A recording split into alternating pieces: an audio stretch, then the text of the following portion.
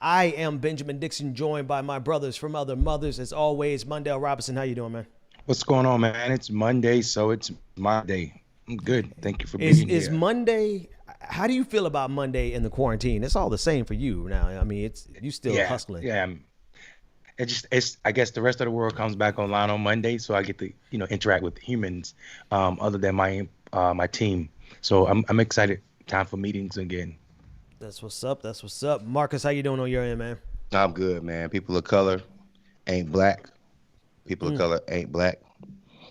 People of color ain't black. And man, I managed to have my first job fair for my company this weekend. So nice, I got nice. managed to get resumes and hire a few African American folks. So That's love. yeah, so I mean, we got a lot more work to do though. uh, but I'm ready to rock and roll. That's And good what's up. morning, America. Good morning, good morning, good morning to everybody in the chat room. Honest D, what's good with you? Vishal, good morning. Joe, Big Dogs, A18 Laker fan. What's up, everybody? Just good morning to all of you. You can leave your comments in the comments section. We will include as many as we can. And here we go, man. It's been it's I don't know. We've been off a couple days. Nothing major happened except for Nate Robinson getting damn near decapitated in that ring last night. Did y'all see that? Yeah, but here's the problem. First, first, we can't even mention. I'm not gonna go negative first. I'm gonna go positive. Snoop Dogg needs to be. It needs to Yes. be on every single. Snoop needs to be calling every single game of every single sport. Like, and especially if you have like lower watch sports for Black people, like MLB Mm-hmm. and hockey, right? Even though I like hockey because I like the fighting aspect of it. But if you're an MLB or hockey and you want to expand your base, you Yeah. go and you give Snoop Dogg the whole bag. Yeah. And Yeah. I promise you, brothers will know what right-handed pitchers do on Thursdays, right? Like that's the attractiveness of Snoop Dogg. That brother was so funny, Yeah. man. It was live as hell, man. Yeah, and I mean, well, first that whole production was like the whole production was just something that a neoliberal could never pull off, something that a conservative could never pull off. Like you could tell whoever made that production is a black progressive because I mean it was I think the funniest moment of the night was when Wiz Khalif got finished rapping and Mario the what's his name Mario the host his name um Lopez. yeah Mario Lopez was like that's just like okay. yeah Wiz Khalif was like yeah nigga and then Mario Lopez took it over and was like well, we see Wiz Khalifa is excited.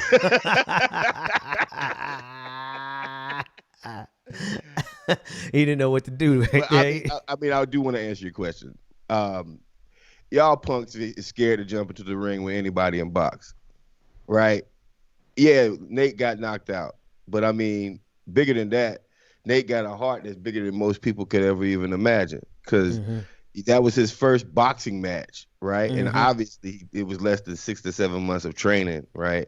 And his coach probably gave him horrible because I mean he didn't play any defense at all, so he got knocked out.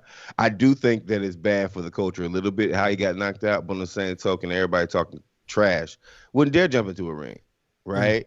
And that's something that I keep in mind. It was funny, but like on the same token, he's a warrior for stepping in the ring. What are you? Mm. Mm. Man, he got his ass knocked out. That shit was hilarious. That mother was training 6 times a day. That mother was training 6 days a week, 2 times a day. He shouldn't have been in the ring. That's a prime example of stay in your lane. All these blue check individuals, he talking about he doing it for the NBA. You got knocked out for the NBA. It was beautiful. I'm loving as a boxing fan, as a pugilist, people think it's easy to just hop in that ring. It ain't. These men train their entire lives to do this sport. But It was that man beautiful ain't to see trained him in on the the time. campus. It was beautiful. It was beautiful to see him on his face so many times. And Oh it just man. it reminds people that what looks easy on TV ain't easy in real life. Man, it was beautiful when he tried to when he got knocked out the first time. He tried to look at the ref and somebody got hit in the back of the head, and he was about to cry. And Oh come on, man. man, when my man caught him again with that uppercut, his face looked like Martin on when Tommy Hearns had hit Martin. Gina, I don't want to fight. Gina, I don't want to fight no more. I'm glad. boxing is a real sport. You can't just walk over there and do it. Listen, he tried the same thing with the Seattle Seahawks. He's just gonna walk on. I'm excited that he lost, man. Yeah, it's a good day for boxing, and all these NBA guys know it. They were all laughing and clowning Nate on Twitter. Stephen Curry, Dikembe Mutombo, Bill, all of them. Because come on, man, like it's a whole sport. You need to respect that, and it's disrespectful to think you could just walk up to that level and make it look easy. You didn't. Which is the amateur level, right? Like now, I blame the coach. Well, that was his first professional fight. Okay, yeah. So he's added some. Yeah, I mean, but it was because he sparred before at least. Yeah, I mean, he obviously sparred with somebody who liked him, as Snoop said, like he was your homeboy, because you ain't sparred with somebody that want to take your head off. Right, man. Just tell him the cold hard truth, man. Just say like, bro. I mean, listen. You don't have to do this, man. Listen, it's also a thing about like actually getting trained, right? I mean, he was undisciplined. That was the most undisciplined fight I've ever seen, right? But I mean, to say the man is not a natural athlete and wouldn't be able to handle his own, I could expect that with proper coaching. But man, Nate went in there like you can't run face forward to somebody in boxing. You can't go face forward. You know what I mean? Man, I still think it got hard. I don't care. I don't care what nobody say. You got listen. I got heart. People who talking that noise ain't gonna jump in the boxing ring. Bro, well, one, I would, but I ain't got no good sense. I ain't got no good sense. Like, I'm going in there. I'm not going to do it on national TV. I'm not going to do it for the world to see the kind of ass whipping that I'm about to take. You know what I mean? I'll get in there and swing. What the hell? Like, get up, get knocked down like Nate Robinson. Your ass ain't getting back up. Man, that ain't no coaching. I don't care about you. You can have the heart of a lion. If you ain't got that growler and them teeth to go with it, it's just hard. You just got an oversized heart. He didn't have his hands up the entire time. Like, he was like, coaching, please. man. It's arrogance. It's literally, it goes with I'm telling you, it goes with the territory. The brother he had Paco Reyes as his coach, man. Anybody that play boxing know who that is. That was his morning coach. Then he had a big coach at night, man. The dude just ain't a boxer, bro. And he just gotta listen. Nobody's denying that Nate Robinson has heart. The dude is the first person ever, maybe the only, to win a dunk contest 3 times. The dude dunked on. He's 5'9" and made it to the NBA. Of course he has heart. Of course he has heart and basketball skills. In boxing, he just has heart and no skills. Sorry, the boy got smashed, man. I watched it happen. Yeah, I watched it too. It was somebody to train that man ridiculous. to put his man. No. You can't blame that on. Marcus, hold on a second. I thought you were done. Go ahead. Yeah, I thought you were done. Yeah, you can't. You can't. As someone who has put on boxing gloves and been in the ring, you can't just blame the coach for that, bro. That's arrogance. Because also, like, you can't tell me Paco Reyes didn't tell him don't run in there like you trying to get a layup. He kept running at that dude like he was the rim. Paul was not the rim. He was your opponent. You know, you ain't gonna get no foul if you get hit in this ring. It's a different sport. Got knocked out. Bruh, the whole night was amazing, man. But the reason I blame somebody. I blame whoever took the fight, because Jake Paul got tapes out there of him laying hands on people, like lighting their faces up. Y'all seen those tapes? Y'all seen those videos? Like 2 years. He been boxing for a minute, man, and he ain't small. He ain't a small dude, like. And he got some time in the ring, man. He's bloodied up some faces before. So I don't know. You're right. Maybe it isn't to blame the coach. The coach was just doing the best he could with what he had. And Nate had all the heart in the world. He definitely does. Loved him as a basketball player. But yeah, he should. I like them trying out for the Seattle Seahawks. They got rules against hitting people certain ways in football. But man, that man got big heart, right? That's like at what point does it call? And I don't want. We're gonna leave. Wait. 5'9". Oh, well, he okay. Anyway, so I'm gonna leave. He got hard. It was a 10-pound difference. He got hard. It was a 10-pound difference. It was a 9. It was a 7-inch arm difference. 180 to 187 was the arm reach, and then the dude was 4 inches taller than him. It was just a bad. It was a dude. This is not. What was the weight? It was a bad. What was the weight difference? 10 pounds. 10 pounds. I mean, yeah, that was enough. That's enough. But on the same token, though, like if you could take the same thing, you could say the same thing about Roy Jones and Mike. Because Mike had Roy by 10. Mike had Roy by a couple of inches in an arm. Mike had no, I think Roy had him in an arm, but weight, like that was a good boxing match, honestly though. Yeah. The Tyson fight was, I mean, you got to give it up to Roy Jones because he was taking them body shots, boy. And like I know right now, Roy Jones somewhere in the ice bucket. Hey, but does anybody feel like Mike was pulling his punches? No. Listen, Mike hasn't been in the ring in 10 years. You know what I'm saying? Here's a testament to Mike that he, fought a guy in the ring at 54 years old. I think the difference, though, Marcus, is them guys are championship boxers. Nate Robinson, that was his first fight. So I think that's the difference. And Nate and Robinson, I mean, I think Roy has, in his career, given up 10 pounds before and know how to handle someone that hits harder than him. Here's what I will say. People aren't talking about this, but Mike was high in the ring, bro. Mike said he smoked a joint before he got in the ring and still threw 196 punches, bro. That guy is a machine. Mike smoked a joint before he got in the ring, bro. I mean, and still threw that many punches in 16 minutes. That's a big deal, bro. I don't know if it's that big of a deal, man. Athletes get high all the time before they. I mean, Robert Parrish. Athletes ain't 54 years old all the time, though. Coked out of his mind before he went to the basketball court, man. Coke is a different thing than weed. No, but there's so many basketball players that smoke weed. So many football players that smoke weed. Now boxing, that's.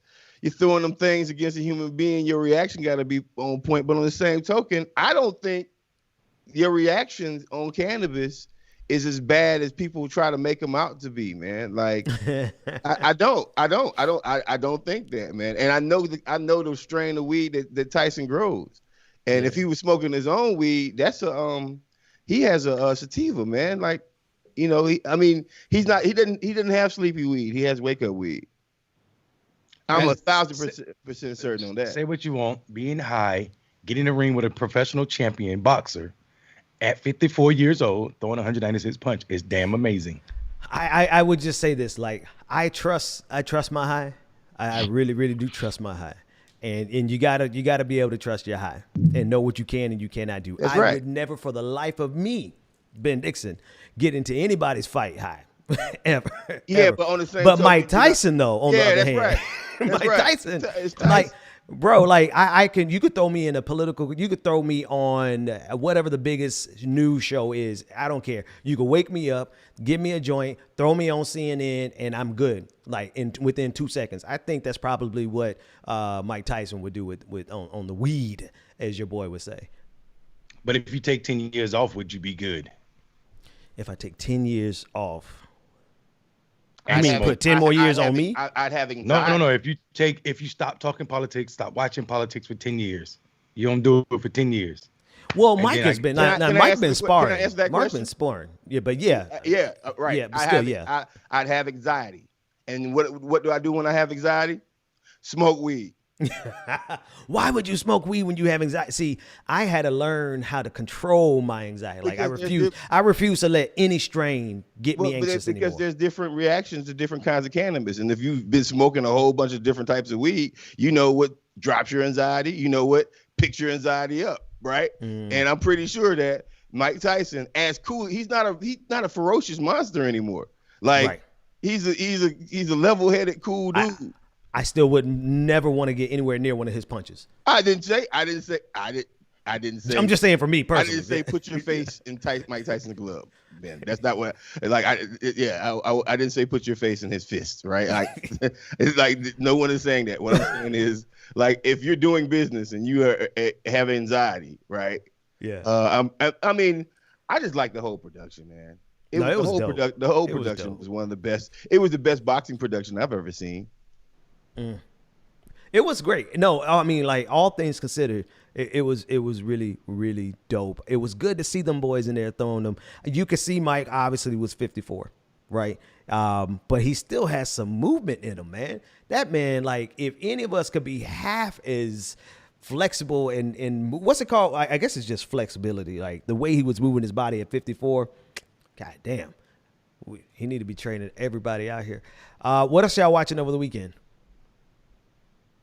Um, Somebody assassinated another Iranian official Oh, in okay. on their own turfs, and America and Israel is just acting as if um, it's an embarrassment to Iran, and forgetting that it's a human that someone killed in their own country, which is illegal and it violates all types of laws. And I applaud the EU for saying something about it, saying that it's a crime against humanity and all the values that these nations supposed to stand for. You can't just go in someone's country and kill someone, and it ain't just someone. It was their top scientist, a nuclear scientist. Yeah, Shit, Masaid was that's at home on a regular Saturday. They just assassinated him. just damn. I missed that story. Yeah. So I mean, like, it in normal times it's bad enough, but when it's this shaky with Donald Trump being On his as way out. ridiculous as he is, and America's refusing to comment about the incident, other than say, "Oh, that's an embarrassment for Iran." It's an embarrassment. It's an embarrassment for every developed or every nation that signs the Geneva Convention when they don't speak up against murdering people in their own country, or Yeah. murdering people in general, and for political proudness. You know what I'm saying? I think, imagine somebody coming over here killing Dr. Fauci from another country, or Yeah. any America's scientist. good at that though. I mean, So we do that so all the time.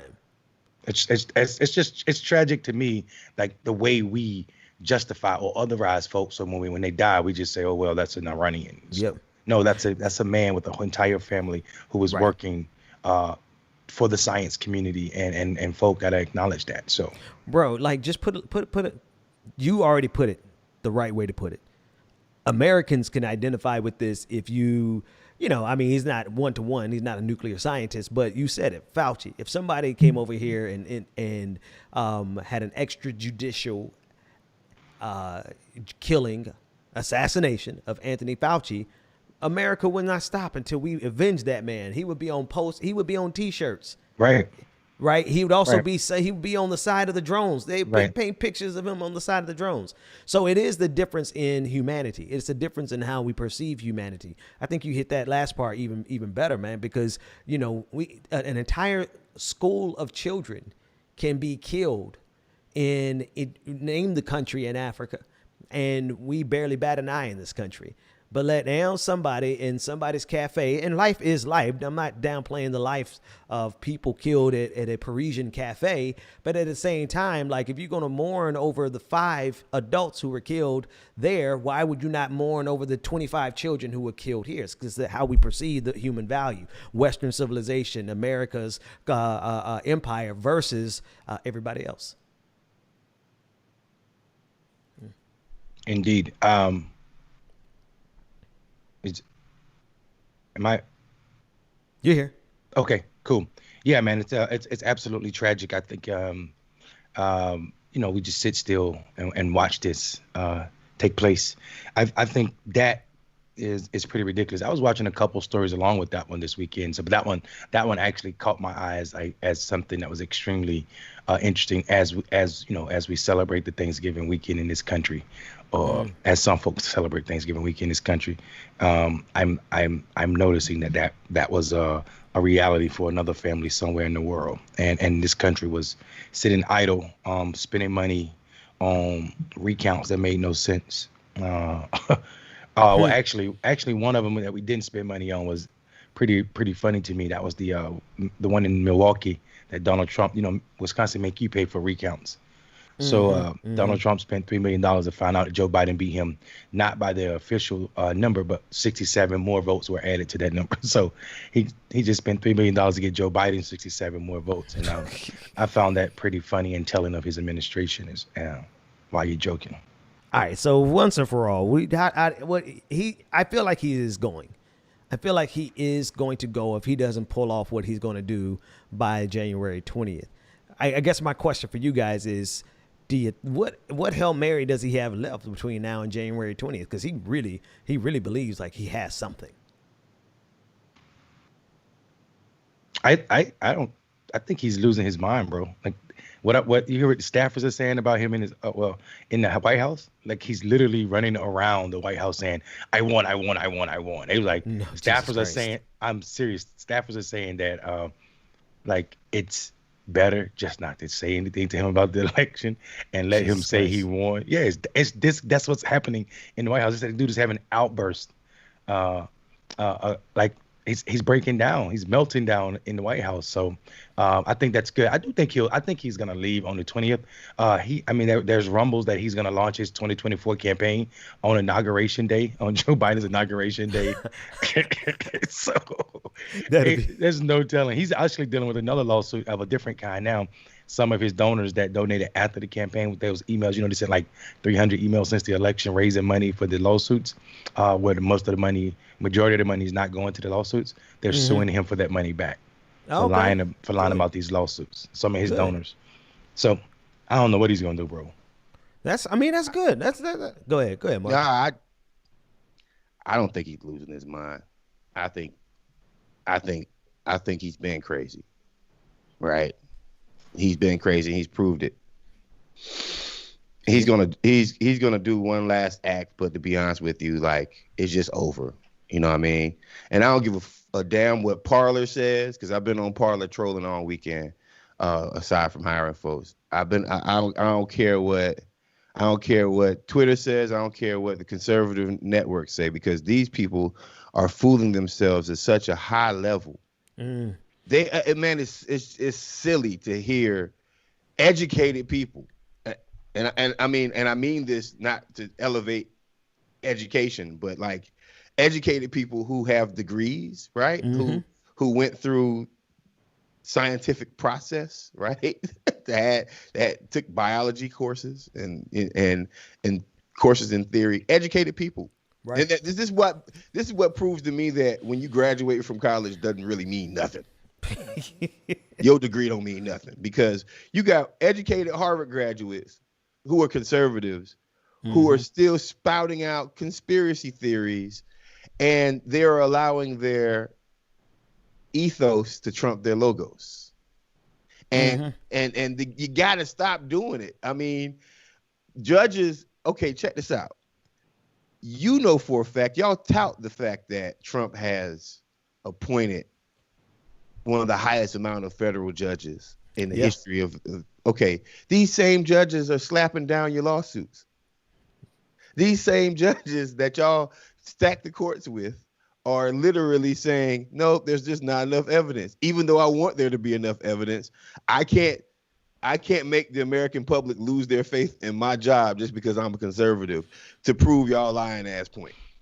And yet and still, you have whole hashtags like the election is stolen and rigged the election and Trump 2020. And it's just, at this point, it's starting to become like, first it makes me know that, I already knew this, but I'll say this right here. I really don't care about anybody's education anymore. I don't care if y'all tell me I went to Harvard. I don't care if y'all tell me I went to Yale, FAMU, BCU. I'm sorry. I don't care about that anymore, because it's about the work. Unless you are and the crazy part is, even the doctors, like even the folks who supposedly go by scientific method, conservative doctors are still trying to point out how the coronavirus ain't as bad as we made it out to this day. And people are actually dying, right? So it's just amazing to me how fascism tricks the brain, and how cultish Trump supporters have been becoming. Shout out to the Republicans who are like, man, you just need to go away. I'm gonna give them a shout out, because maybe we can get back to small government versus big government arguments again. I miss those days. Not fascism versus freedom. What you think, Mandel? I just think that Trump's trash. White supremacy is trash, and this cult is not new. These must have been, they've been about white supremacy since they've been trying to gaslight us about that damn flag, which is since slavery ended. So, I think Trump is just the new head of the KKK. People just forgot how big the KKK was in this country. And ending Trump doesn't fix the problem that nearly 76 million Americans are okay with that type of behavior as long as you're propping up white supremacy. And that's a real thing. And I need folk to know that I'm not just talking about white Americans. I'm talking about there are Latino Americans, there are Black Americans that are okay with white supremacy. This is nothing new as well. There are certain folk I've heard Black folks say, well, at least I'm not in Africa. They brought us over here. And I've heard Latino folk say ridiculous stuff about their brothers and sisters, their brown brothers and sisters coming across some fake geopolitical border. So that they actually have more ties to than this country, if you dig deep enough and see that. So, I mean, white supremacy, like I said, for the first time, I like to say this, I continue to say this, Black men had a major role in dealing white supremacy, its first loss in this country. If you ask me, defeating Trump made white supremacy 400 to 1. That's its record in this country. So hopefully there are many more defeats to come. But yeah, I mean, I think Trump and his followers are, you could say it a different way and call them Klansmen without mask because they don't want to wear a mask. Literally, it's so funny to me.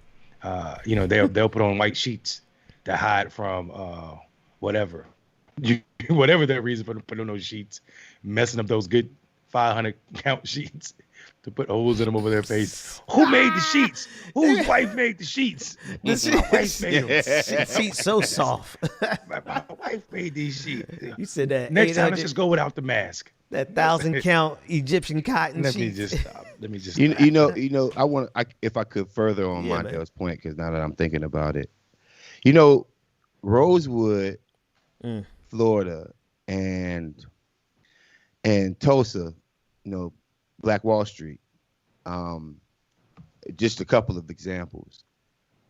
White people, man, y'all white people need to get y'all cousins, man. Y'all do, right? Because now that fascism deals a colorless blow, right? But there's been good white folks that sat back and watched Tulsa happen and watch Rosewood happen, right? And here's the thing: I want everybody to know this. They burned down probably one of the most best economic centers for Black America in Tulsa, Oklahoma. They burned it down not because the Black folks were doing anything to the white people, because we just had something. I understand that. They were so pissed off that Black people were doing well, not to their detriment. Not to their detriment. They just were jealous. Same thing with Rosewood. They were jealous. So if you take that mentality and you cure it through the 1920s, 1930s, and 1940s with all the lynchings that happened, and then you cure it, even though like I guess modern terms, if you ever go to Montgomery at the EJI, the museum over there, and you'll see that the last reported lynching, even though we see it all the time, was in 1955. And I know people, we all know people who were still alive from 1955, right? Oh yeah. Right. So like my mother was what, 9, 8, something like that. I believe my mom was born then, right? So where I'm going with this is understand something. Like, white people let Trump happen. It wasn't on Black people. We've been fighting this shit since the moment we've been here. And it's not to like point my fingers and be like, all white people suck, because that's not what I'm doing right now. But I just want to let y'all know that y'all silence causes Trump. Y'all be at the dinner table, at the Thanksgiving table, and say stuff like, well, don't talk to Uncle Ricky don't talk to Uncle Tom because you know how he thinks. And y'all let him get away with it. And then he goes home thinking that his family is okay with this BS. And he takes a shotgun and he goes and he harasses some Black kid. Or something happens. There's something so the trajectory of having the ascension of a racist president is y'all fault. Facts. It is. It ain't got nothing to do with black people. It ain't got nothing to do with Latinx people. It's white people's fault. 55% of white women voted for Donald Trump the first time. Y'all think we ain't see that? And then you go and call the police on us for looking at birds. Y'all will go call the police on us for looking at birds, and then 55% of you white women will go and vote for Donald Trump, even though he literally said he was gonna grab y'all by the kitty cat. Man, what's going on, man? Yo, for real, white Americans. Those are sacrifices that they have to be able to make. They have to sacrifice on behalf of white supremacy. I know it's uncomfortable. I know that me saying white people is uncomfortable for some white people. And hell, we might lose 30, 40 people watching this show because I said that. But y'all got to keep it real with yourselves, man. Y'all can't pick and choose when y'all want to be righteous and when it doesn't benefit you. You mean to tell me it takes a fascist presidency for y'all to actually stand up to racism? I think it's important to say that, it's majority white people, but there's some Latino and black people that are responsible for it too. I mean, the margins in 2016 were too small not to say that those votes matter. Here's what I would say. Here's what I mean. First of all, we forget that there are white Latinos, black Latinos, and then Latinos that are more indigenous looking for that, right? And we forget that, Latino, Hispanics, whatever, I don't call them Hispanics, Latinx, those folk aren't a race. That's not a race. And to say that, I think it distorts how they show up sometimes in their politics. Latino is not a race. Hispanics is not a race. That's an ethnicity. You could be white. You could be white Afro-Latino. You could be European Latino. Some of them look like me. Some of them look like Joe Biden. And I think we need to acknowledge that. And their politics are as diverse as well. So what happens is I think the Pew did a study a few years back that said that, there are a large number of Afro-Latinos that don't even identify as Afro-Latino, which means when people are saying that the Latino community in this country is the fastest growing minority community, that's true. And then when they say that Latinos are going to be the largest minority, which is a word that I'm trying to divorce myself from, large minority group, it's also wrong because as a race, black people is the largest, and unfortunately will be as well, because the Afro-Latinos make up a significant portion in the South and also the entire East Coast. Most of those people are Afro-Latinos, meaning they're black. I mean, we can say it any other way we want to. Those folk are black, and they don't. A lot of them don't check black on census. I think it was like 23% of them didn't check black on census, and the other ones do. So I mean, like, they don't add those numbers to the account, because if they did, then it would be obvious that black Americans are still the largest minority and still growing at that rate. Man, they have a luxury. They have a luxury we don't have. The Latinos that come over here that are white presenting, and within a generation or two can merge right into the white society and not have a problem. And then sometimes it's not just them. It's a lot of folk have that luxury, but black Americans never have that luxury. We will always be otherized by this country as long as we are operating under these semantics that we call that are driven by white supremacy. That's just factual. Man, white people are responsible for Trump. We disagree. It's not even. I mean, we could talk about the outliers in the small majority, but we're talking about the majority, the largest majority group in America right now. Still consistently votes for a white supremacist and a fascist. That's a fact. That's white people. We talk about the historical connotation of what racism has done in this country and how people have assimilated to racism, whether they're white Latino or black Latino, and they have assimilated to a process that didn't even happen in their own country, but they could take advantage of in America. That's from white people. Like the white folks are the ones who created the laws that we had to march against to get our freedoms and stuff. And this is exactly what the Trump administration has been against since they got elected. Like, you know what? That civil rights bill that they got passed in '64, let's destroy that. Let's make sure that we have pure constitutional judges that want to treat the law like it's 1776 where black people were worth less than the one white man. White people are responsible for Trump. I mean, we could try to skirt around that, but man, we capping if we say white people ain't. Like, and are they solely? Are they? Is there some black folks that support Trump? Yeah, Candace Owens and so many other folks, right? And also Cubans, right? Cubans are Latinx people who aren't white, but guess what? For the most part, they're white, right? They're white. And the ones that support Trump identify more to white people than they do to black people, right?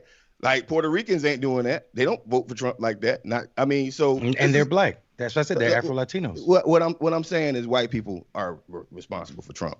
Plain blank. We can agree to disagree, brother. But I mean, like that broad statement leaves out a lot of people, and it also is a form of erasure. Like there are some folk. Man, you talking about Marcus? Hold on 1 second, fam. Go ahead, finish your statement. Why you pipe this morning, brother? Hey, go ahead. I'm just stating the difference than you. I have a different opinion than you, brother. Continue. That's all. I am. So what I'm saying is absolutely there's a historical context to how Trump got elected. We know that. But it is also erasure to say that, these people, 54% of black people, to say that is to say that Stacey Abrams' loss is because of white people. I'm just giving an example. 54% of Latino men voted against Stacey Abrams. People have a role for their way they vote, man. And we shouldn't minimize that. There's a massive amount of Latinos that are white presenting that line up as white, and so do their views. When you see that 40% of these people voted for Trump and then he won by small margins, we can't say that is solely. I absolutely agree with you that historically white supremacy has a role and an effect on everybody that comes to this country. But it's also true that certain people play roles that are negative to our community, that are from our community, that are from brown communities. And that's something we just need to accept. Absolutely. I'm not saying it's an either or. I'm saying it's both. Majority of the responsibility of Donald Trump is because of white supremacy. Absolutely. There's also an aspect of Donald Trump's presidency that has to be credited to those who support it. That's like saying, what I'm saying is, it is for me, it is important to identify everybody who supports white supremacy. And some of those folk look like us, period. And if you don't do that, then you're leaving some of your combatants, your enemies on the table, free of blame. And I'm not willing to do that. There are some black people that I don't rock with, i.e. Candace Owens and the other 13% of black folk that support Trump. There are some Hispanic folk that I don't see the world like that I don't rock with, i.e. the 40-some, 50-some%, depending on which gender you're talking about, that I don't rock with. So let me ask a question. Just a quick question, and then you could jump in there, Marcus. What do you feel like the difference is, the real difference is between what the two of you are saying?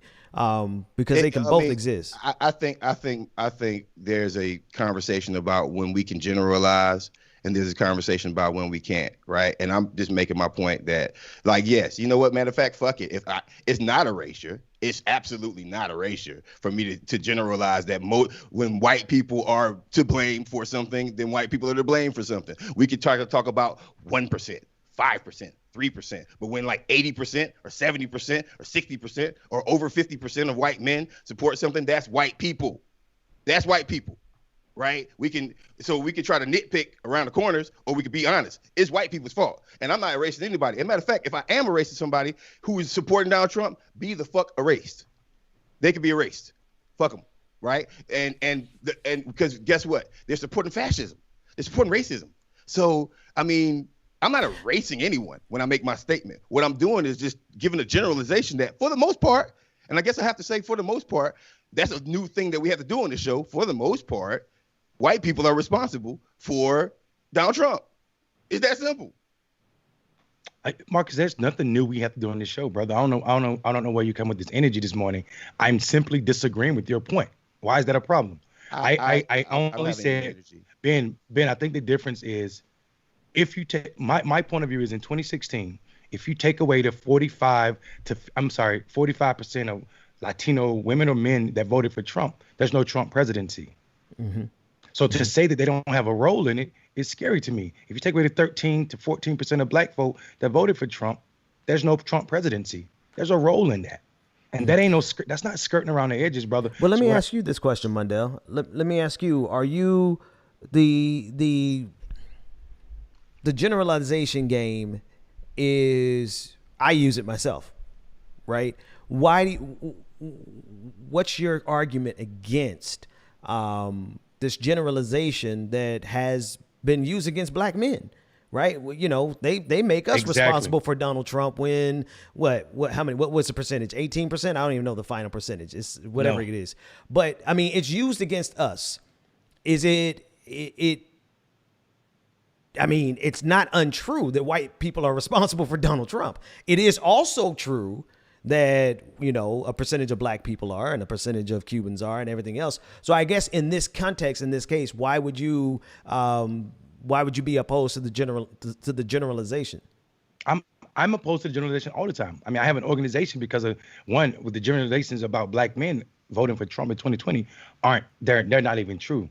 Too many states haven't even certified their elections to know who black men voted for. They're based on some exit polls. I've seen I've seen 2 exit polls this week that says something completely different by black posters. Cornell Beltram did a poll that I can't release because it's not my poll, that said something completely contradictory to that 20%. And I definitely trust that guy, that black man, to talk to black people way more than I do Edison's white folk and their poll. Right. So all I'm saying is I'm speaking from a factual space. I mean, I'm speaking from a space that is based on experience that says Edison and other exit polls are absolutely incorrect, regularly, more regularly than not. So I simply said, I didn't say anything. I just said my point was it's not a either or, it's a both and. It's a both and it is for me. I'm not willing to have a political war and leave some of my enemies to walk behind me and do what they need to do at my expense. And what I'm saying is it is improper to properly diagnose what's wrong with American politics, only looking at a siloed portion of the population. That's all I'm saying. Mm-hmm. So people can, I mean, it's easy to, I know exactly. I am a loud ass black man about black history and what white supremacy and how it shows up. Right. That's just a fact of who I am. I also like facts. I just do. And factually, we can't discount the role that other communities played it. No, everybody wants to know if is Ben okay? No, I'm literally I'm really trying to listen to see if there was a distinction that was worth the agreement to disagree. I mean, we can always agree to disagree, and I think that's totally fine. Like, we're just going to not see eye to eye. But I guess I'm not seeing the distinction enough in this context. In everybody's individual context, I see the distinction. Mundell, I see what you were saying. Nuance matters. Don't leave any of your political rivals on the field. You know what I mean? Everybody who's responsible has to be held responsible. And then I see what Marcus is saying. Marcus is saying, listen, it's a generalization, yes, but it's generally true, right? It is a true statement that there is no Donald Trump without white America, especially because Donald Trump is a direct byproduct. Like, he's the excretion. He's the, you know what I mean? He's the bowels of white supremacy. So it is true. Like, perhaps, I mean, I don't know if he wants to make this. I can't speak for him. He's off the screen for a minute making some blackmail adjustments. But you make the generalization when you say whiteness, Mundell, but you expand that generalization to include anybody who shows up on behalf of whiteness, correct? No, absolutely not. Help me with that. Yeah, my definition of whiteness is actually the anti of generalization. I explained perfectly that whiteness is not white people. Whiteness does not. I say that the fact that I call it whiteness and white to me is I tell people all the time, whiteness can be a black-skinned person with the white mind, meaning they're talking about supremacy. That's the complete. Right. That's a completely different. That's the anti-generalization. And the reason, and I do that intentionally. I literally, every time I say whiteness, I explain what it means. White people are white people. Whiteness is a mentality that kills folk. And I think there's a difference, and I make that distinction on purpose. And I think that's the problem. Yeah, I separate it. Okay. Intentionally. Okay. Cool. So let's come back up to 30,000 feet, right? There's, how do we even, anybody remember how we got here on this conversation? Everybody would take just talking about Donald Trump. Talking about Donald Trump. I blame white people for Donald Trump, and I still do. Oh, okay. Okay. And that was in context of the conversation we're having about him leaving or not leaving office. He did tweet this morning. And again, I want to make sure I'm clear on this. I do believe that he's going to leave if he doesn't have his thing done by January 20th. But he's going to do everything he can. And this is what he said on Twitter this morning. He said, "I'm not fighting for me." All noble and shit. "I'm not fighting for me. I'm fighting for the 74 million people." This motherfucker, I wish I could put it on the screen. He put 74 million. Like, he put 74 with 6 zeros after it, and then he put million. This man is such an idiot.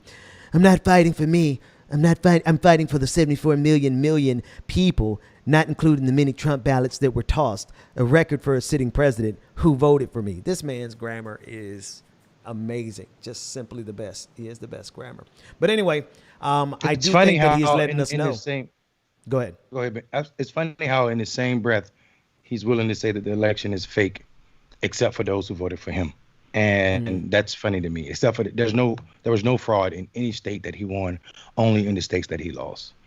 Which is funny to me because if I was a Republican in those states, I'd be upset that he said my winning was a fraud, right? Like there's lack of thought in all of this, and it rested in the fact that Donald Trump is Donald Trump, and Donald Trump cares about Donald Trump, and the Republicans are so afraid because what they do realize is he did get 74 million votes, and they don't know what to do with that. They are afraid of that power. Like, what happens with that when Donald Trump leaves office, and how does he wield that power? This is why McConnell ain't said nothing against Trump. This is why he's afraid. He don't know what the hell to do with this many people. That's his party. That's his base, because he can't win the 80+ million on the other side. There's no. That's $1 million question though. So he's afraid of that power, bro. Like, what is he? So honestly, I think he does. That's a damn good point, Mondale.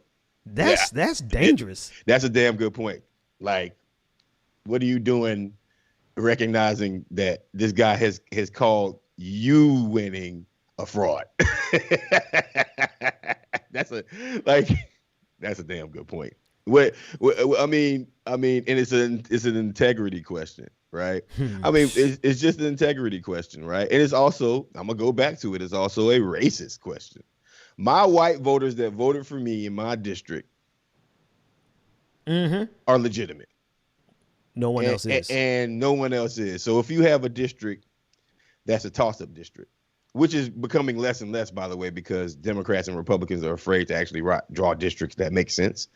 But if you have a toss-up, if you're in one of the random places that have a toss-up district and you're a Republican, if you're a Democrat, and you won, and the Democratic president says the same things that Trump are saying right now. Right. How do you handle that? Well, I think racism it has a lot to do with it, right? Like, I mean, we think about what Brian Kemp did as Secretary of State here, and somehow when he purged all those 470,000 voters, somehow 80% of those voters were black, and like 10% of those voters were Latinx, and a small amount were white. How do you manage to do that? Well, this is the same kind of ethos that, because you're obviously not putting the same amount of scrutiny on white poor areas of the state of Georgia, right? Like that you did for Fulton County, or that you did for Gwinnett County, or that you did for black places and black spaces. So I think the hypocrisy lies in racism and lies in power. Yeah. Bro, you said it's a question of integrity. Somebody said Trump can't even spell integrity, man. So that might be a tall order, but that's exactly what the diagnosis is, right?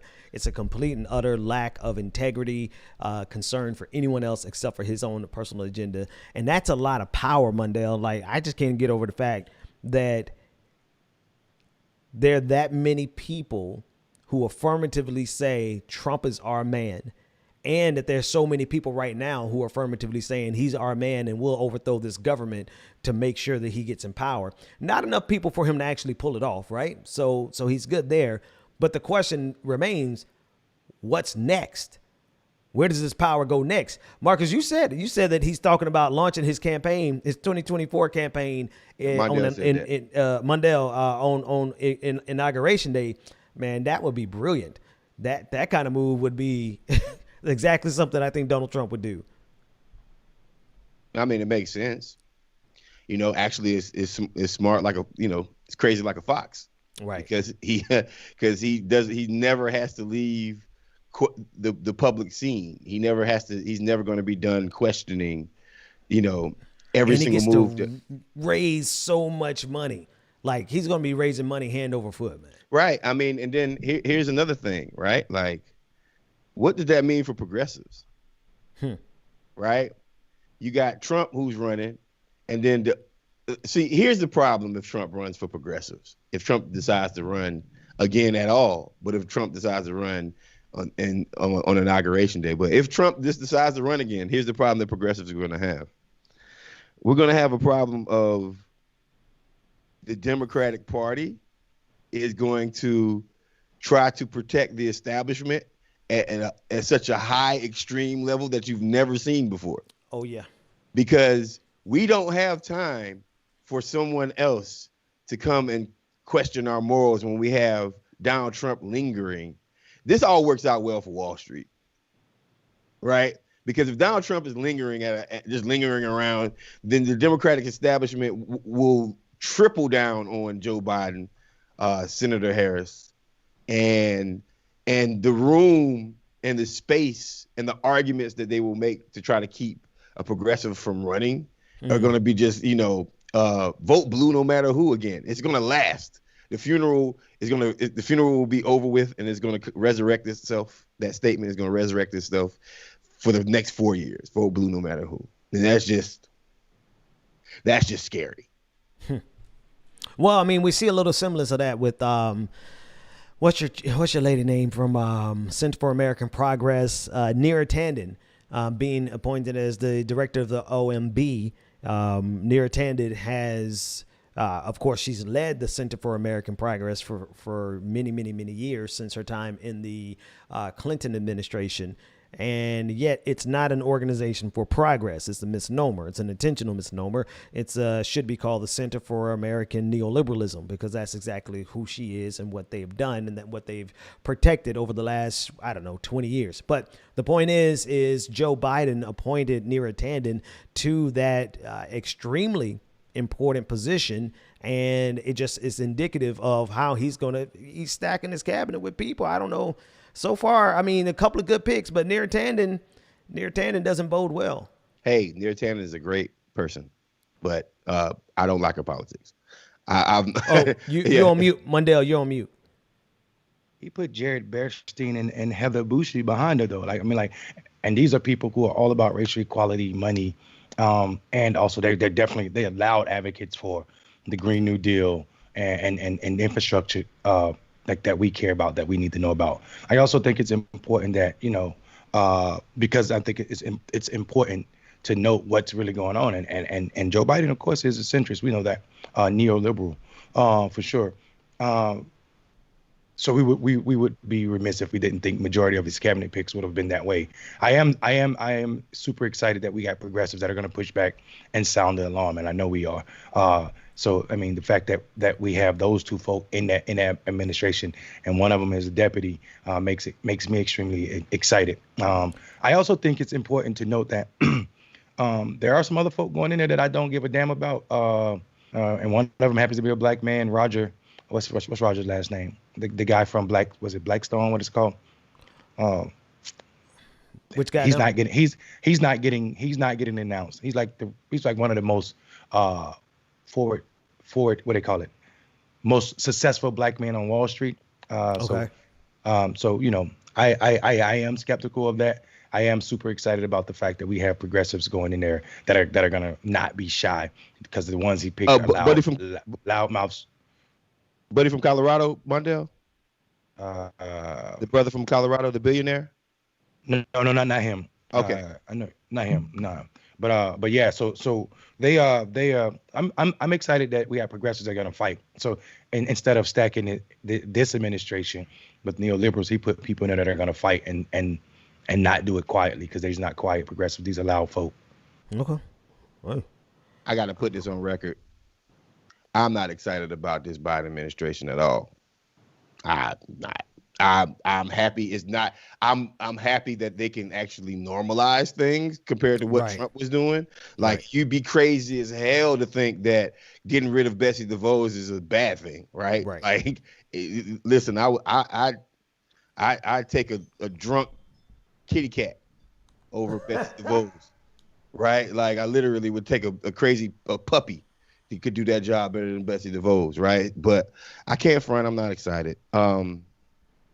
You know, having deputies and stuff like that is fine, but you're not the director, right?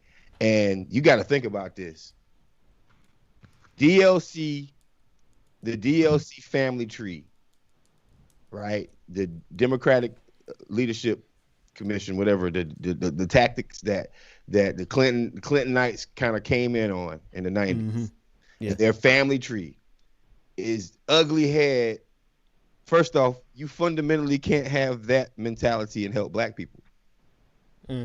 I'm sorry, you just can't. Because it's been proven, right? You can't take DLC tactics and help black people, because, like, how can you take DLC tactics and really enact the Lift Every Voice plan that they have? Like, because if you fundamentally are going to have people who are going to be like, well, how much of this money is going to go to Wall Street interests? Because that's exactly what they do. They've done it in the past. I can be motivated. I can be motivated. I can be happy that these folks are not the Trump appointees, right? That means they're not pure evil on their face, right? But you can't solve poverty with anybody from the DLC, anybody from the Clinton family tree. You cannot do that. It is impossible. Hell, their own foundation had a hard time giving the money to Haiti. Like, yes, there's progressives in there, but the directors of these departments are straight neoliberals. So you can have a progressive piece of no money. You could do progressive things with a small amount of the budget, right? But we know just from working on campaigns, we know just from having businesses, unless you are fully funding the people that need it the most and letting them make the decisions with the money, then it's a false narrative. And so far I've seen listen, man, I wish the best for the Biden administration. I have been on record saying this, and I say this one more time. I think that Senator Harris is going to be Black America's savior when it comes down to this administration. I do. I think that. I do. I really do think that. I think she's going to be way more progressive for Black folks in general. So maybe if the direct order comes from Biden and then it goes to Senator Harris, then maybe she can enact this and stop it, right? But for the most part, these appointees that they have right now, they're Wall Street focused, point blank. And yeah, you can't fundamentally have a lens pro Wall Street and pro Black. I just never seen it. What is the Wait. Hold on one second. Marcus, you just got finished screaming about Black. I need you to just, for me, make me understand the difference between the successes of capitalism in Rosewood and Tulsa and places like Wilmington, North Carolina, where race riots happen over this financial stability of Black folk that did nothing but make money for them. Make me understand the difference between that and what you just said, brother. Okay, yeah. Well, first, neoliberalism. These folks had neoliberalism wasn't even created back then. That's the first thing. So there's a very big difference. Secondly, when you have a self-sustaining economy that is successful within itself, the Clinton and the family tree of Clintons aren't going to support putting that kind of money economically into Black neighborhoods, making it self-sustaining. They had plenty of opportunities to create new Rosewoods from 1993, 1992, all the way to 2020, and they haven't done it yet. They haven't pointed to, because you need self-sustaining money. And one thing that I will give those black folks back then is that they took their money, they organized themselves, they created a system of capitalism that worked out for their neighborhoods, right? But it wasn't toxic capitalism. Toxic capitalism is what the DLC has always done and preached, right? Toxic capitalism meaning that tricking the poorest of us all to believe that capitalism is working out while giving us barely enough to survive. Right, that didn't happen in Rosewood. That didn't happen in Tulsa. Where it does happen is in Rosewood today, in Tulsa today, where poverty is extremely unproportionate. Right, capitalism and the DLC and the Clintonite version of capitalism and the people who descended from that tree, who are now currently going into the administration, fundamentally don't know how to help black neighborhoods. That's all I'm saying.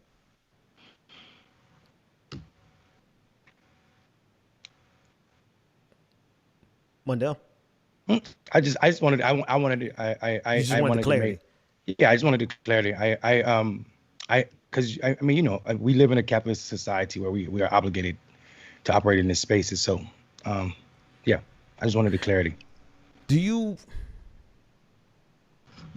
So Mondale, let me ask you: do you feel like we can have a pro Wall Street agenda and be pro black? Fuck no. Listen, no. My thing, but I'm not pro capitalism at all. Excuse my language, y'all. I just think I believe sometimes we get it twisted. Like we show up in the world a certain way and then we forget about it when it's beneficial to our side. So I absolutely don't think we can have a pro Wall Street agenda. I also believe that we keep talking about Clinton. Bro, Clinton administration was not Barack Obama's administration, and it ain't gonna be Joe Biden's administration. I think that takes away that man's entire agency. But Joe Biden already has a more progressive administration than Barack Obama 12 years, and he ain't been in office one day. Already, he has more progressives on his cabinet at cabinet levels. He had more black women. He had more women. He has more black men than Barack did already, bro. Already. Do you think we're going to get the change necessary to actually? I don't think Joe Biden's going to correct 400 years of problems. I don't think that's possible. I think we are going to get the first move though. I mean, like what moves do you expect? Eliminating cash debt from college. I'm sorry, college student loans gonna happen. And I'm not saying all of it, but some of it, more than what Barack did. We're gonna get more money for black farmers that were wronged by the USDA.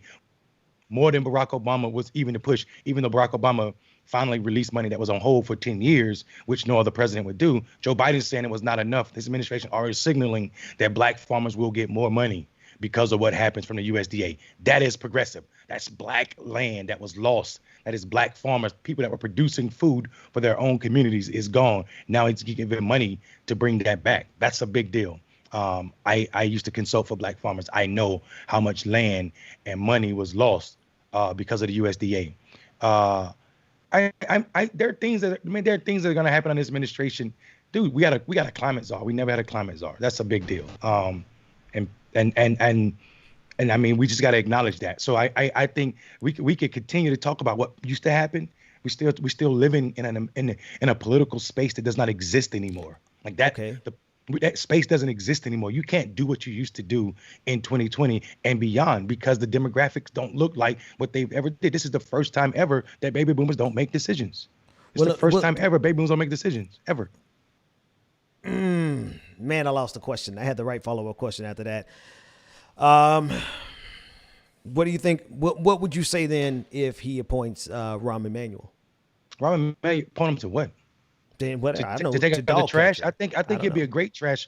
I think he'd be a great a trash driver. He should drive trucks. He should actually not drive trucks. He should fall in the back of a truck and get sucked up in the bottom of the machine. That's what I think. Listen, I would argue that I am one of the most progressive people in America.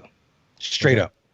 I would argue that I am one of the most progressive people in America. I got a trophy in here for you somewhere. I'm trying to find it. It ain't big enough. I don't want that trophy. It ain't big enough. If it's in your living room, it ain't big enough.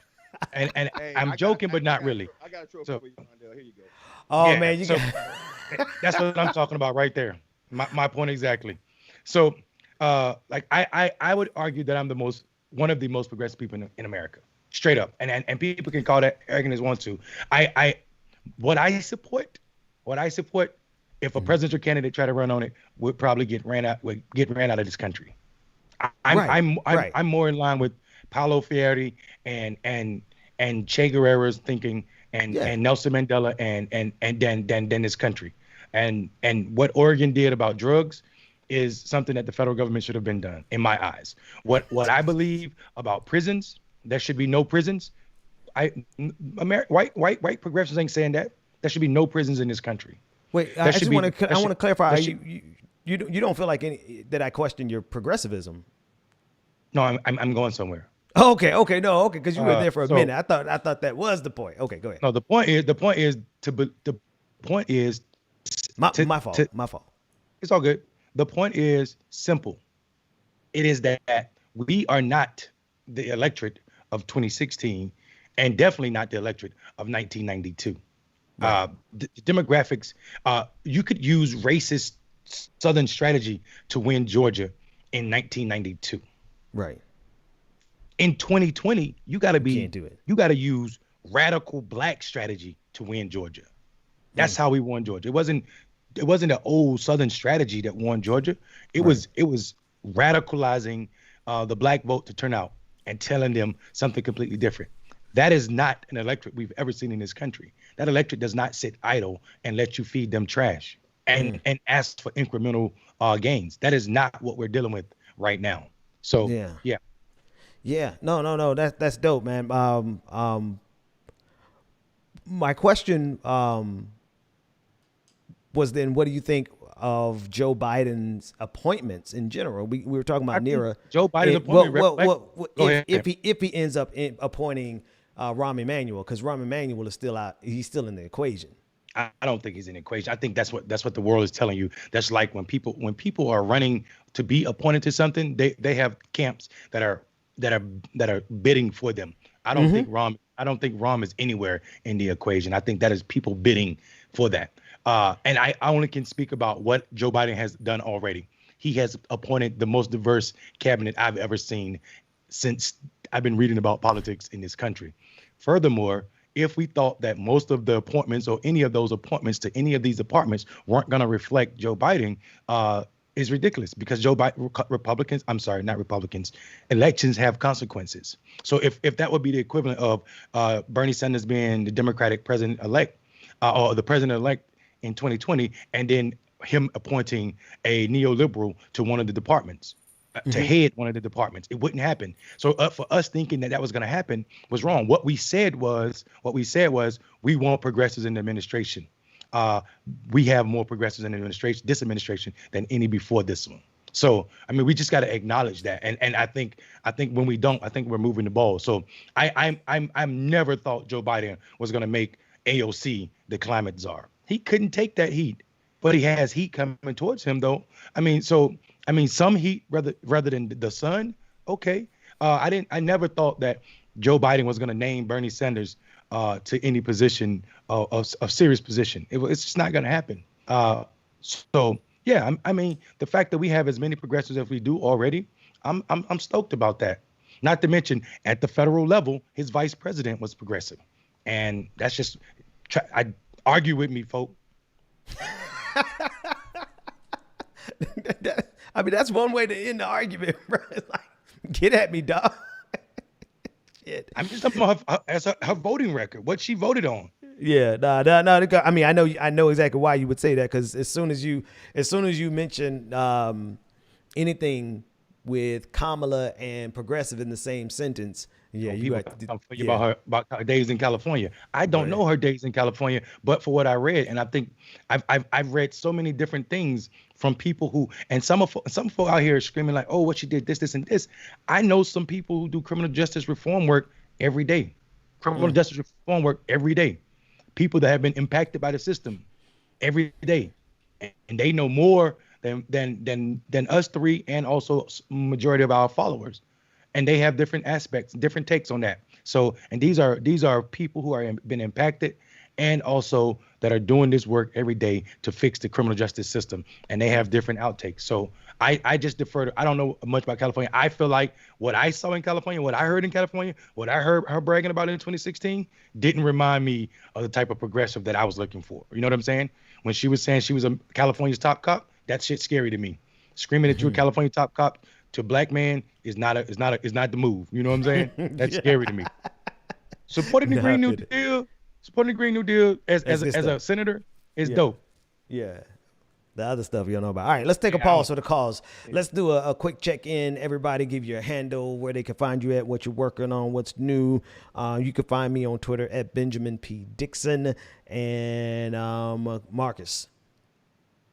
Mondale. Oh, I'm sorry. I didn't see you down there, bro. Mundell, tell everybody how to get up with you. Yeah, I'm Mondale Robinson everywhere. Twitter, Facebook, and also Instagram and YouTube. And you can find Black Male Voter Project at Black Male Voter Project everywhere as well. And what I'm working on the runoffs in Georgia until January the 5th for sure. That's it. That's it. Marcus. Marcus Farrell, Facebook. SwordofRoots.net. SwordofRoots.net. Find Clickbaity on Patreon. Thirstrap on Twitter, and Clickbaity Political Thirstrap. What Mundell, whatever that solution was, because now his thing is doing the same thing yours used to do. But we could take care. Your microphone is doing what Mundell's used to do. But we'll take care of that. Are you on your MacBook? Marcus, are you on your MacBook? No. All right. We'll give him a second. He'll figure it out on his end. Nick just sent in a super chat saying, love all y'all. Love you too. Love you back, Nick. Appreciate you, everybody in the chat room who's supporting the show. It's a possibility I might be interviewing, Congressman elect Jamal Bowman tomorrow. Here's an interesting thing. Not a single media outlet, has brought him back on to let him finish what he was saying. CNN cut him off, and nobody has brought him on yet to let him finish what he's saying. I think they're trying to shut him out, to be honest with you. Yeah. Can you hear me? It's coming in better. Yeah, it's still a little rough. Jesus Christ. All right. What? How? I forgot how he used to. Turn off automatic settings in the settings. That's why I was asking him if he's on his MacBook, because in MacBook okay. I can walk you through it. Let's see. Ha! Nick said, "We'll give you." They said, "Don't cut him off, though." I'm not gonna cut off the man. I interrupt for the sake of conversation, but I'm not gonna cut the man off. We go figure out what he said. Test it now, Marcus. See what you got. Check 1 2. Just keep going, man. Yeah, go ahead and tell us what you're about to say about them, because it gets better. The more you talk, it gets better. All right, You just run your finger up the side of the mic and turn the volume up, and then lock it. You can lock the volume. Okay. I'm gonna pick up one of those. Oh man. So yeah, he'll Is it working? probably. Oh yeah, there we There go. you go. Okay. Got it. All right. Perfect. So, well, it's simple, right? Mainstream media does what mainstream media does. CNN and MSNBC. I'm gonna go back and then I'm gonna go forward because I didn't get a chance to respond to this Biden administration, and it kind of all ties together to me. I think this is the same conversation, honestly. Okay. And what I think is very simple, right? Listen, having a diverse administration is good on the surface. Is good to look at. That skin level, right? We've also had a whole CBC that hasn't necessarily been productive for black people, right? So you can have women that work for Wall Street. You can have black women that work for Wall Street. You can have black men. You can have LGBTQIA people. You can have the first this, that, and the other. And the symbolism is very important and motivating. But the tangible actions out of these people are important, Yeah. right? Yeah. And having a track record of fighting for people is important. And if if Bernie would have won, then you know we would have a different looking administration that actually would push issues out. But people tend to forget how many black and brown people Bill Clinton brought to the game. Bill Clinton himself brought probably way more black folks to the game than Obama did, and they've created legacy, and they've also created they've created. I mean, you got to think about it. We're talking about Rahm Emanuel. Rahm Emanuel was a major player in the Clinton administration, and he's still around. Yeah. Rahm Emanuel was a 20-year-old advisor, senior advisor to Bill Clinton, right? And he's still around to this day. Rahm was a fundraiser, right? That was Rahm's role on the Clinton administration in the Clinton campaign. He was a fundraiser, and he went from being the primary fundraiser. You good? Oh yeah, he went from being the primary fundraiser to a senior advisor to a mayor to Commentator. Yeah, They brought you. commentator. You notice how they brought him back on air on a regular basis soon enough to be in the conversation. Right. So when we talk about what this current administration is going to look like, all skin folk ain't kinfolk, right? And just the lineage of these people, even if they are going to be pushed by a new electorate, they're going to cause themselves more harm than good, because the new electorate is going to be asking for things that they fundamentally don't know how to do. If you are best friends with a Wall Street executive and you talk to him more about politics than you do to your cousin who's poor, then you're going to side with that guy. From anywhere from so I do trust a couple of things that are coming out, right? But I guess the biggest thing, and this is very selfish because I believe in reparations, right? But since we're not getting reparations from this administration, then I think the Lift Every Voice plan is the thing that I want to look at. And I question if they can do any of it. From the people who have to administer it and make it happen. Because fundamentally, we know that, and this is classic for our communities all around the nation, across the nation. When a dollar is supposed to go to a black or brown neighborhood, it ends up going to either one person, the wrong people, or some of it gets filtered down and most of it has been taken and gone and put into other places before it gets to the person that is supposed to spend it on. That is a classic thing in America. So you think that I'm thinking, okay, so these are the same, and don't forget, these people are the same people who've been running America for the past 20 years. So how all of a sudden they're going to be in the Biden administration and do differently? That's what I don't understand. And go ahead. And when I see it, I'll believe it. But all we can do right now, all anybody can do, is, because there hasn't been a policy passed yet. So when you name your team, that means that you have to go off of one thing: their records. So the problem with Marcus' statement is it does a couple things that we as progressives purport aren't real or shouldn't be, right? We don't say once a criminal, always a criminal, right? Or we don't say because you did something, you're going to do it again. We actually fight against that. That's why we're trying to ban the box, right? Ban the box. Okay. So if someone did something and we actually, the American legal system makes that illegal. You can't use propensity as character evidence. So just because someone robbed the bank, you can't say that that person is likely to rob a bank again. So it's illegal to do that, right? In the whitest of state, you can't even do that. So what I'm saying is, if it's not good for how we say about people, once a criminal, always a criminal. If it's not good, if it doesn't withstand the court system, then why are we? If we believe that people change, then why are we still talking about this? Plus, what we're talking about is something that never happened. We're talking about Joe Biden's administration.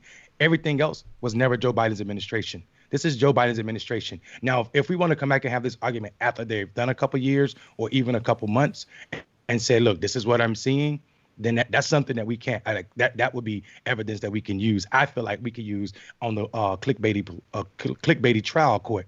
But right now we're using propensity, and propensity for me I don't even, I mean, like, as it pertains to what people did in somebody else's administration, I can't even characterize that as real evidence and or even like what they're going to do in this administration, because like I said, this administration has already signaled that it's going to be different than anybody else, and it's not going to be Obama's third term. Like, I mean, we're talking about reparations, we're talking about real funding for black farmers, we're talking about doing stuff that Barack was afraid to do, i.e. Eliminate some of the school debt and decriminalize marijuana, and also expunge records. So I'm super excited about what this is going to be, and that's just me. And until they break my heart or hurt my feelings, I'm gonna be right here in this position. And I did everything to earn like the right to cuss anybody out as it pertains to that administration, because I mean, yeah. Let me ask you real quick. I want to respond because he said Marcus was wrong. Oh yeah. Good, right. I didn't say you was wrong, bro. No, yeah. You said what was wrong with his statement. What was wrong with my exactly. statement? I didn't say you was wrong. What was wrong with your statement? I believe what's wrong with your statement, Mondale, is that first, this is not court.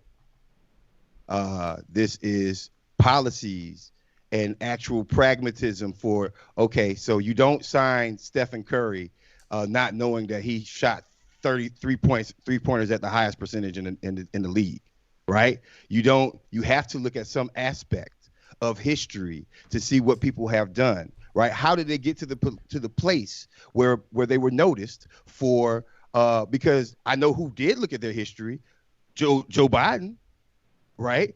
I know for a fact that somebody had to check that resume, right? Mm-hmm. That resume is important, mm-hmm. right? What you have the propensity to do is important when you're picking your team. I don't get a point guard who can't dribble, right? Mm-hmm. And right. If I know that your only play that you can make is throw an alley-oop, and I need somebody who shoot three-pointers too, I don't need to sign you. Right. We have to look at, like, they can say whatever they want to, but you got to understand something. Saying what they want to, that's like us saying Republicans ain't going to Republican.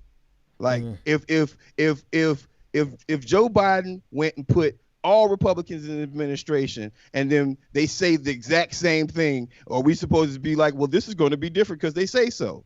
No, we got to look at history. Like, we got to look at the policies. We're talking about mayors of major cities who haven't done anything for black communities but got consistently elected. Now they're going into the administration. We're talking about congressmen who have been a part of the CBC for years and refuse to pass policy that actually help folks. And sometimes they do and sometimes they don't. But there is a resume to this job. I'm glad you said that. So again, I said, and I want to be clear what I said. No one's propensity is act as what they're going to do in something that we've never seen. Joe Biden's administration. So you're naming people's records as congressfolk, as mayors. They're not going into Joe Biden's administration as a congressman or a mayor. They're going in as whatever their position is, deputy or secretary or senior advisor. And those roles are here's what I'm saying to you. If we're talking about records that matter, the dude picked someone who supports the Green New Deal as his vice president. So are you saying that because this is true, a co-sponsor of the Green New Deal is the vice president, then he has a progressive vice president? You asking me a question? Yeah. Yeah. Oh, listen. To shepherd and to administer is and that's a part of an administration. Is to shepherd funding and money and administer that money, right? So, yes, I do believe Kamala Harris is the most progressive vice president that we've ever seen. And I'm going into that, and I agree with that. Now, when you have an administration after she says, okay, we're putting $1 million into XYZ program, and you have a historically Wall Street pro Wall Street administrator who used to be a mayor or congressperson or whatever, or near a tandem, and the money's supposed to go to a certain place, but you can figure out how to make sure that your people get that money first. And that has historically happened. So yeah, they might have well intentions, but we know administrations get marred down in bad decisions.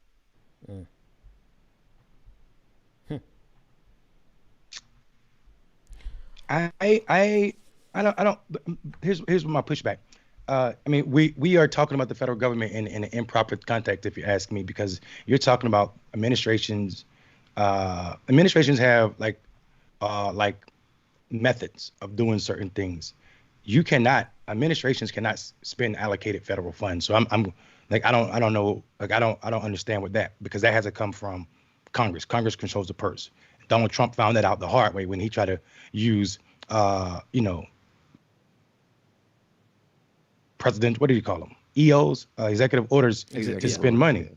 You can't reallocate federal funds. So I hear what you're saying about administrations and their roles. That's absolutely true. There are certain policies and things that administrations can do. Like they can write laws for each agency. Absolutely.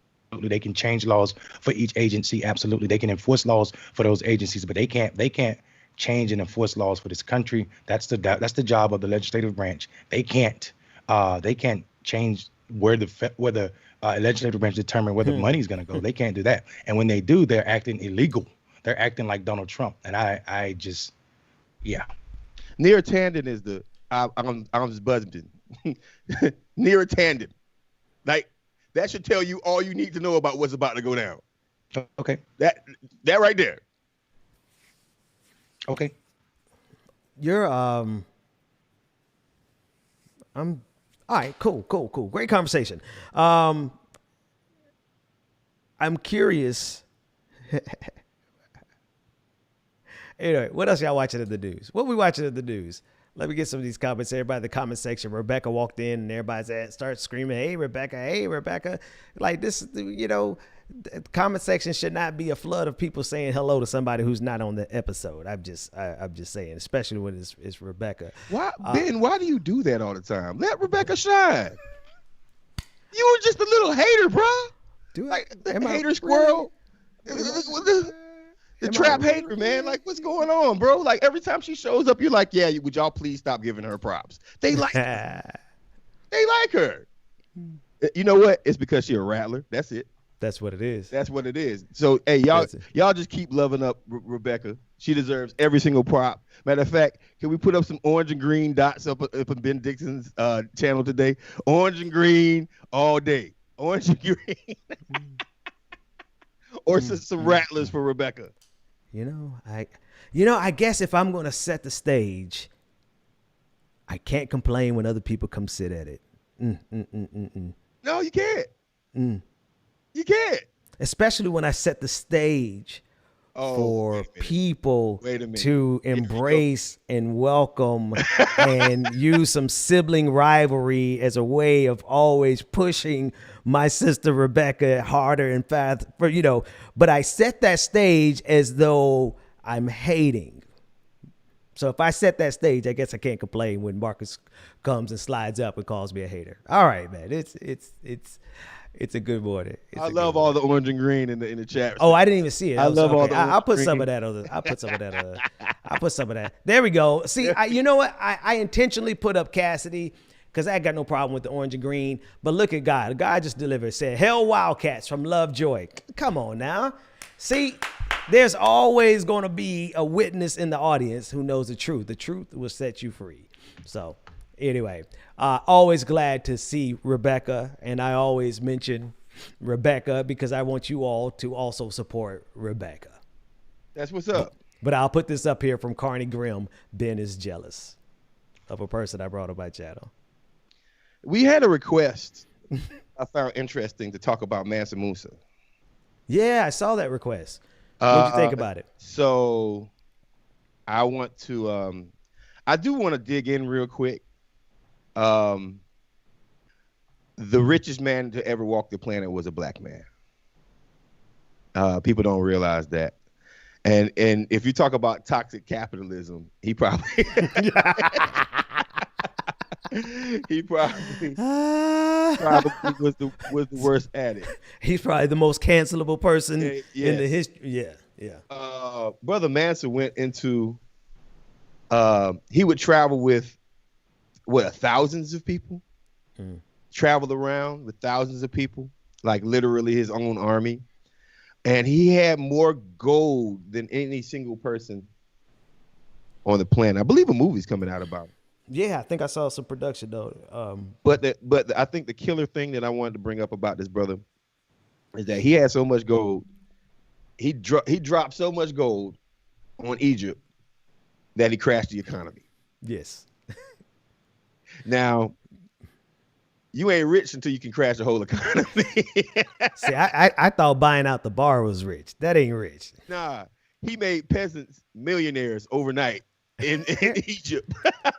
And them peasants, man, they got that shit. Say, I'm out, man. Like they took their gold and got the hell out of there. Yeah, they took off and they went different places. So I just hope that. But see, here's the difference, though. You think about that, it would take a black guy to actually give poor people money, because Bill Gates and even though Bill Gates does have a charitable foundation that I like a lot, so let me not use Bill Gates. I will actually use what's buddy name? Amazon. Bezos. Yeah, Bezos has enough money where he could save the American economy, probably give black folks reparations, and still be a billionaire, right? That's how much money he has. But he's such a greedy fuck. This is true. It's never enough. Oh man. Somebody said, "What's going on with Mundell?" And another person answered saying, "He's researching." And Mundell is researching. I'm just looking at Jared Groom's comment. Somebody said we can be bought because somebody gave $99.99. That's how you buy the show, and you start spinning stupid and listening. I'm just looking at like, what's the contest? There ain't nothing to research right now. I think I'm just listening to you. Who said that? Who said that foolishness? That's my Gerald cousin. Holmes. Y'all leave him alone. Gerald, what you talking about? I think it was sarcasm. That's why I was reading it so many times. Ain't nothing going on with me. I'm over here just listening. Just listening. I'm always just listening. Hey, it's all good, man. Listening is the thing. I do so much talking. Finally, it's time for me to start goddamn listening to somebody. Anyway, that's a whole nother conversation. Well, folks, we are at an hour and 32 minutes. We still got a little bit of time that we could squeeze out of it, or we could bring it back in and rally it back up for tomorrow. Yeah, let's bring it in. I got a really busy day because Georgia just came out with their cannabis application. Man, go fill out that paperwork, man. Yeah, I know. That's what's up. That's what's up. All right. So if all hearts and minds are clear, we will be back at approximately the same time at the same channel tomorrow. Thanks, everybody, for hanging out with us. We'll see you next time.